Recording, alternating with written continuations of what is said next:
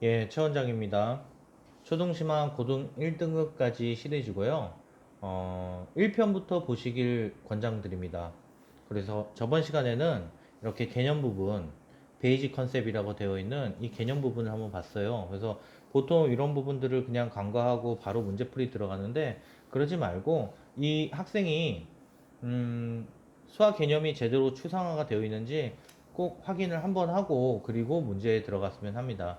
그래서 이런 개념 부분들을 할 때 책은 이렇게 자세하게 나와 있다고 그랬잖아요. 그러니까 이런 부분들을 뭐 프린트를 만들어 주신다거나 이런 부분만 있고 그림을 그려서 이렇게 개념을 제대로 알고 있는지 출력을 해본다던가 아니면 수식 같은 경우에는 수식을 제대로 논리적으로 표현할 수 있는지 이렇게 좀 확인을 하는 단계가 반드시 필요하다라는 거예요.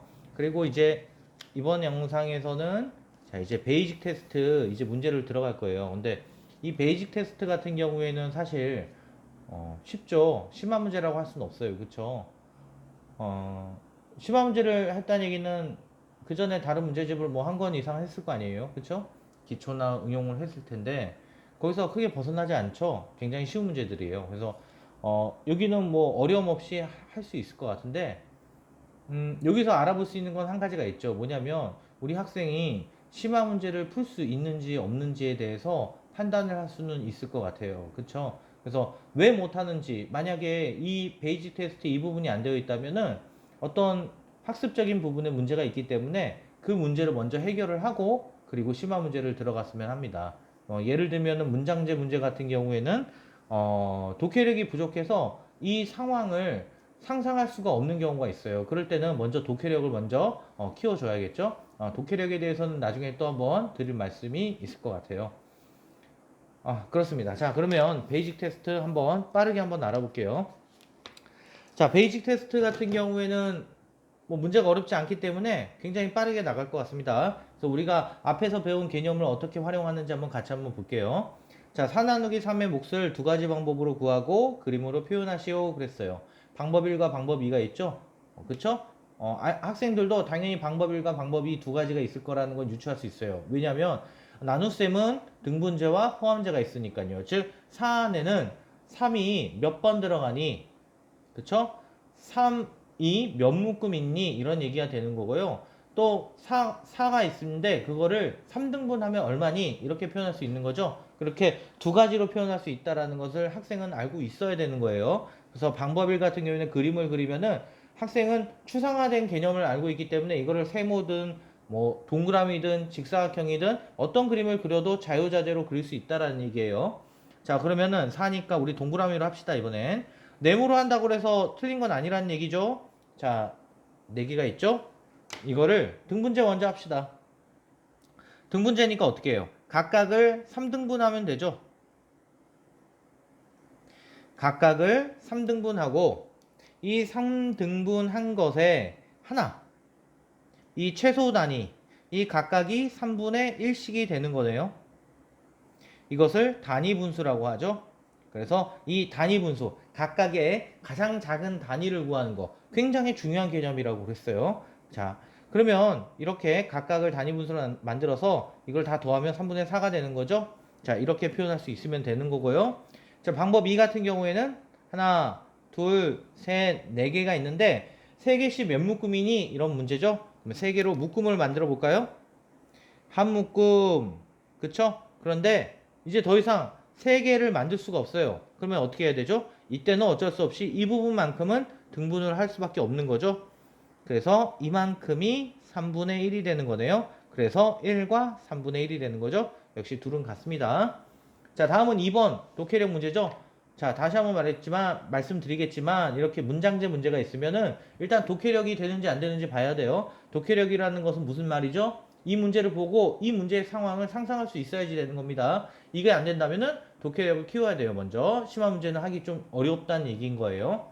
자, 5리터를 8명이 똑같이 나눠 마신대요. 그러면은 이렇게 독해 상상이 되죠? 이 상황을 상상을 했으면 뭐가요? 나뉘어지는 수와 나누는 수를 구분할 수 있어야지 돼요. 정확하게. 그러니까 피제수와 제수를 명확하게 구분해서 피제수를 어떻게 해요? 제수만큼 등분하는 거죠. 예. 여기서는 5리터를 8명이 나눠 가지잖아요.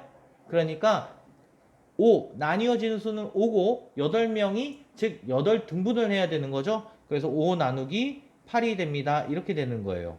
그래서 8분의 5다. 되셨죠? 예. 이렇게 아이가 명확하게 풀 수 있으면 됩니다. 정육각형의 넓이가 32일 때 색칠한 부분의 넓이래요. 그림이 빠졌네요. 죄송합니다. 제가 그림을 빨리 그릴게요. 자, 이렇게 되어 있고 색칠한 건 요거 하나예요. 그렇죠? 그러면은 아이가 우리 학생이 추상화된 개념이 있잖아요. 그렇죠? 예. 어떻게? 이런 그림을 보면 아, 이건 등분이구나. 그렇죠? 그러면 32 몇 등분? 하나, 둘, 셋, 넷, 다섯, 6개의 등분 중에 하나니까 6으로 나누면 되는구나. 32 나누기 6이다. 6분의 32다. 물론 약분해야 됩니다. 자, 이렇게 넘어갈게요. 자, 무슨 말씀인지 아시겠죠? 자, 다음 볼게요. 4번. 한 사람이 가지는 찰흙의 양이 더 많은 경우를 찾아 기호를 쓰세요. 7kg의 찰흙을 10명이. 자, 다시 한번 말씀드리지만 피제수와 제수를 명확하게 구분을 해야 된다고 그랬어요. 자, 지금은 사람이기 때문에 아이들이 경험상 사람으로 많이 계속 나누어 왔어요.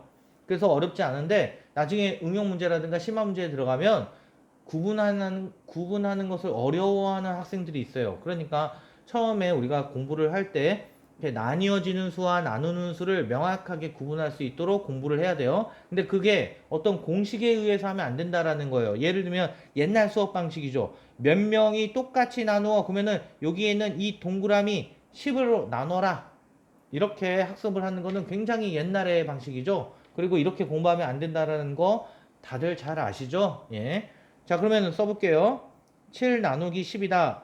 이 상황을 상상을 하고 우리가 추상화된 그 개념과 접목이 돼서 7 나누기 10이 된 거예요. 다음에 10kg의 찰흙을 15명이 나눠 갔는데요.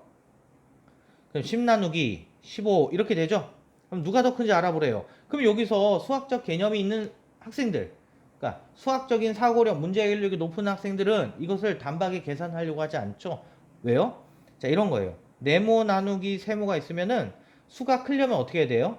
그렇죠. 피제수는 클수록 제수는 작을수록 이 수는 점점 커지게 되는 거예요. 그러니까 상대적으로 여기 피제수가 큰 수, 그리고 제수가 작은 수를 찾으면 돼요. 근데 여기서는 피제수가 큰 게 10이고 제수가 작은 건 요 위에 거죠. 그러니까 위에 거와 아래 거에 뭐가 더 큰지 몰라요. 그렇죠? 명확하게 몰라요, 지금. 그렇기 때문에 이 경우에는 직접 계산을 하는 건데 만약에 명확하게 알았다. 여기가 10 나누기 8이다.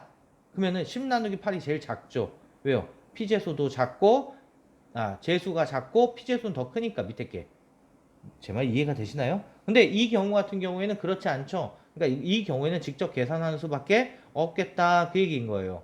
그러니까 일단 학생은 여기서 수학적 감각, 센스라고 하죠. 이런 거. 자, 그게 실력이거든요. 그러니까 이렇게 개념을 충분하게 알면 이런 것들도 자연스럽게 늘어나게 돼요. 그러니까 그런 식의 공부를 유도해야지 그냥 계속 모범 답안처럼 계속 계산하고 연산하고 이런 공부만 하면 안 된다라는 거죠. 자, 그 다음에 10분의 7이고 15분의 10이니까 이거 크기 비교하는 거 알죠? 애들은 통분을 배웠습니다. 기준 총 크기와 양이죠. 그거를 총 크기를 똑같이 만들어야 된다. 그거는 아이들이 이미 전에 단계에서 배우고 왔을 거예요. 자, 어쨌든 뭐 이렇게 돼서 위에 게 더 크네요. 자, 5번 볼게요.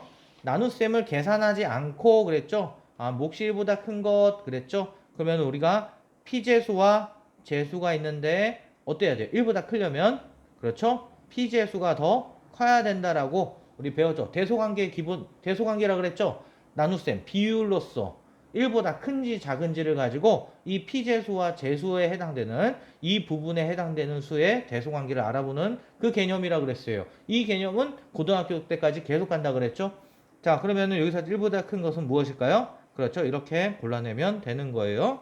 자, 다음 볼게요. 6번. 어떤 수를 4로 나눠야 할 것을 잘못해서 곱했더니 100이 나왔습니다. 바르게 계산하면 얼마인지 그 몫을 분수로 나타내세요. 그랬죠?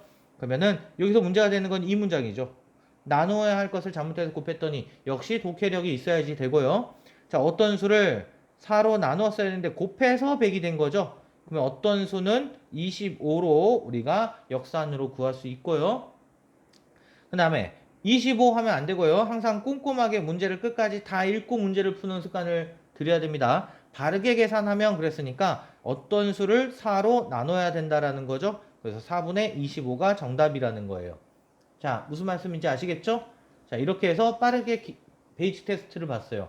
어려운 거 없죠? 여기는 굉장히 기초적인 겁니다. 자, 지금 우리는 이 베이직 테스트 두 번째 영상 한 번만 더 하고 매스 토픽 넘어가고 이제 레벨업, 일단 본격적으로 하이 레벨 문제를 들어갈 거예요.